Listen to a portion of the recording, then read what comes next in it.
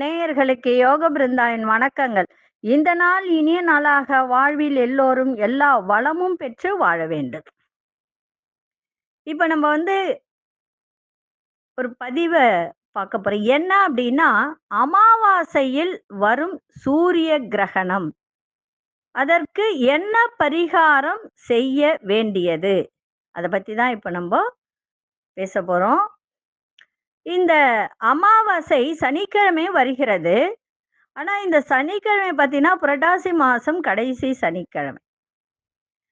அதேபோல இந்த அமாவாசை அன்று சூரிய கிரகணம் ஏற்படுவது ஒரு தற்செயலான நிகழ்வு அல்ல.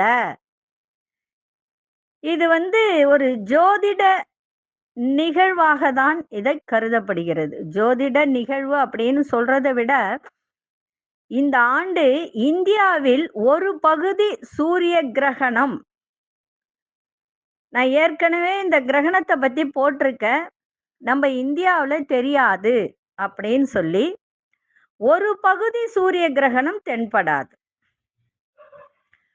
அது மாதிரி இப்ப பார்த்தீங்கன்னா, இந்த அமாவாசை, அதுவும் சனிக்கிழமையில வரக்கூடிய அமாவாசை ரொம்ப சிறப்பு. அதுவும் இல்லாம இந்த கடைசி புரட்டாசி சனிக்கிழமை, இந்த வருடத்தின் நவராத்திரி பண்டிகைக்கு முன்னதாக கடைசி புரட்டாசி சனிக்கிழமையும், அதாவது சனிக்கிழமை விரதமும் மகாலயபட்சமும், மகாலய அமாவாசை விரதமும் இணைந்து வருகிறது. அதே நாள்ல சூரிய கிரகணமும் வருகிறது. சரி, இதனால எந்தெந்த ராசிக்காரர்களுக்கு நன்மை, ஒரு கோபம், தாபம் இதெல்லாம் வரும் அப்படின்றத பார்க்கலாம். இந்த மகாலய அமாவாசையில முன்னோர்களுக்கு நம்ம தர்ப்பணம் கொடுக்கிறோம் இல்லைங்களா? ஆனா இந்த சூரிய கிரகணத்துக்கும் நம்ம தர்ப்பணம் கொடுத்தா ரொம்ப நல்லது. அதனால இந்த மகாலயபட்சமும் சூரிய கிரகணம் இணைந்து வருகின்ற இந்த நாளில் என்னென்ன உங்களுக்கு நடக்கணுமோ, என்னென்ன விஷயங்களை மனசுல நீங்க நினைக்கிறீங்களோ, அதெல்லாம் உங்களுக்கு நடக்கக்கூடிய வாய்ப்பு உண்டு. இந்த அமாவாசை உங்களுக்கு ஒரு சிறப்பான அமாவாசை அப்படின்னு தான் சொல்லணும். ஏன் அப்படின்னா, இது இந்து மதத்துல ரொம்ப ரொம்ப முக்கியமானது. முன்னோர்களின் வழிபாட்டிற்கு ஏற்ற ஒரு நாளாக இந்த நாளை நம்ம கருதுகிறோம். மகாலயபட்சத்தில் வரும் கடைசி சிரார்த்த நாளும் இதுதான். இந்த நாள் ஒரு சில பேருக்கு நல்லா புரிஞ்சுக்கோங்க, கால சர்ப்பம் அப்படின்னு ஒரு தோஷம் இருக்கும். இந்த நாள்ல கால சர்ப்பத்தை நீக்குவதற்கு உகந்ததாக இந்த நாளை நம்ம சொல்கிறோம்.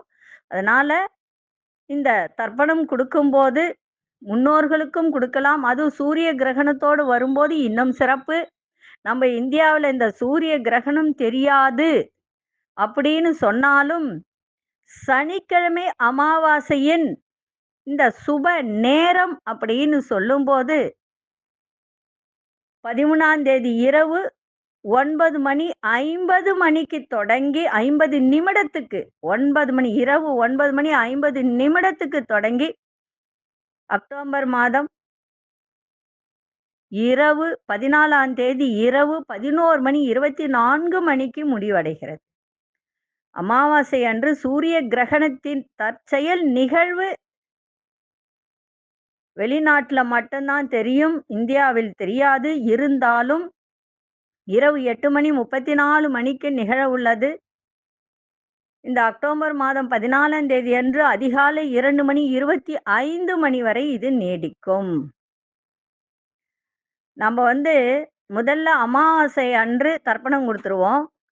அதே போல தர்பை, இந்த தர்பையை வாங்கி முன்னாலே தண்ணியில ஊற வச்சிருங்க. ஊற வச்சுட்டு மறுநாள் அந்த தர்பை ஊறின தண்ணியை எடுத்து குளிங்க. இன்னும் உங்களுக்கு நன்மையாக இருக்கும். எந்த ஒரு கிரகணத்தின் போதும் ஒரு சில விஷயங்களை நம்ம பண்ணலாம். என்ன பண்ணலாம்? மந்திரங்கள் ஜெபிக்கலாம். அதே போல மனசுல நினைச்சுக்கிட்டு எந்த ஒரு விஷயத்தை செய்தாலும் அது நன்மையாக நடக்கும். அதே போல கிரகணத்தின் போது வெளியில செல்லக்கூடாது. கர்ப்பிணி பெண்கள் வெளியில செல்லக்கூடாது. அதே போல கூர்மையான முனைகள் கொண்ட பொருட்களை பயன்படுத்துவதை தவிர்க்க வேண்டும். இது யாருன்னா கர்ப்பிணி பெண்கள் தான் இதை தவிர்க்கணும்.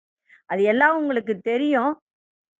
அதனால இதெல்லாம் சொல்லணும்னு அவசியம் கிடையாது.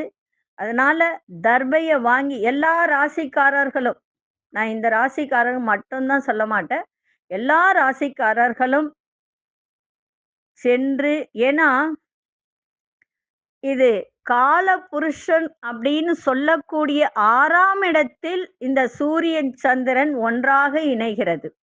இந்த இடத்த ருண ரண ரோக சத்ரு ஸ்தானம், கண்டம், வேலை, மறைமுக எதிர்ப்புகள் இதையெல்லாம் சொல்லக்கூடிய ஒரு இடம்.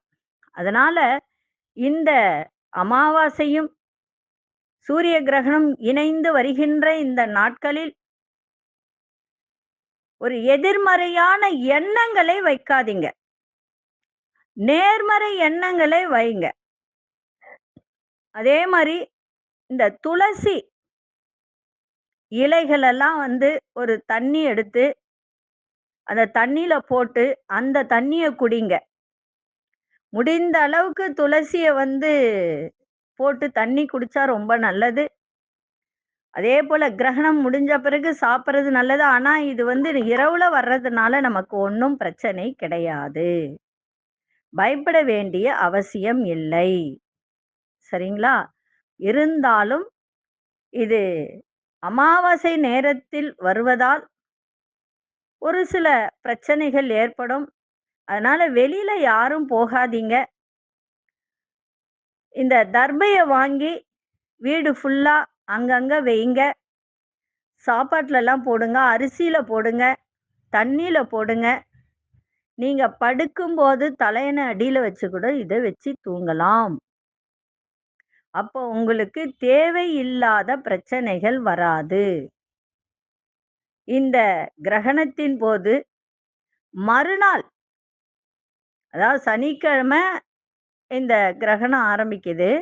ஞாயிற்றுக்கிழமை காலையில எழுந்து குளிச்சுட்டு நேரா சிவன் கோயிலுக்கு போயிட்டு ஒரு அர்ச்சனை பண்ணிட்டு வாங்க. அர்ச்சனைனா அதுக்காக தேங்காய்லாம் வாங்கிட்டு போகணும்லாம் அவசியம் கிடையாது.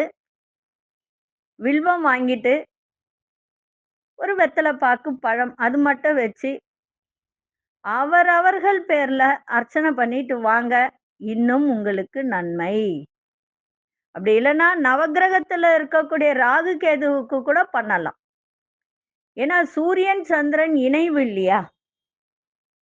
அதனால ராகு கேதுவுக்கு கூட ஞாயிற்றுக்கிழமை அன்னைக்கு செய்தால் இன்னும் நன்மை. இந்த அமாவாசை முன்னோர்களுக்கும் தர்ப்பணம் கொடுக்கலாம். அதுவும் கிரகணமும் சேர்ந்து வருவது, இந்த வருடம் தர்ப்பணம் கொடுப்பது மிக மிக உங்களுடைய கர்மாக்கள் அத்தனையும் விலகும். அதனால இதை தவற விடாதீங்க. கவனமா இதை செய்யுங்க. ஏன்னா நம்ம முன்னோர்களையும் கும்பிடணும். அதே மாதிரி இந்த சூரிய கிரகணத்துக்கும் சேர்த்து செய்யும்போது உங்களுக்கு அவ்வளவு ஒரு நன்மை நடக்கும். நன்றி, வணக்கம். யோக பிருந்தாவின் வாழ்த்து. ஸ்ரீ குபேரன் டிவியை பார்த்தமைக்கு நன்றிகள். மேலும் இது போன்ற தகவல்களை தெரிந்து கொள்ள ஸ்ரீ குபேரன் டிவியை சப்ஸ்கிரைப் செய்யுங்கள். மறக்காமல் பெல் ஐக்கானை கிளிக் செய்யுங்கள்.